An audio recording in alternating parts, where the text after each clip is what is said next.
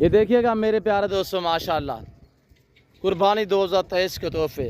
ये टोटल कितने हैं, इनका लाइव में वज़न कितने हैं और दांतों में कैसे हैं, ये पूरी मालूमात आपको इसी वीडियो में मिलेगी।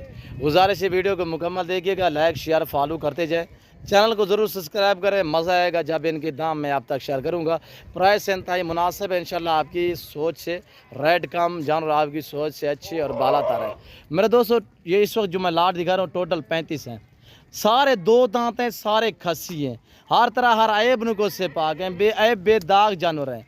ये देखिए माशाल्लाह ओरिजिनल गुलाबी में माशाल्लाह खस्सी दो दांत बकरे। प्राइस उन्हें इंतहाई मुनासिब, सिर्फ 65,000 के हिसाब से 80 90 100 के जी तक लाइज में वज़न है। ये चला फिर आगे हम आपको दिखा रहे हैं अल्हम्दुलिल्लाह, पाँव से लेकर सार की चोटी तक आप दोस्त एक एक देखिएगा। कमेंट में राय ज़रूर देंगे कैसी वीडियो लगी है और अल्हम्दुलिल्लाह आपको जानवर कैसे लगे, प्राइस कैसी लगी है। फिलवक्त मैं आप दोस्त से इजाज़त तो मिलता हूँ जल्द।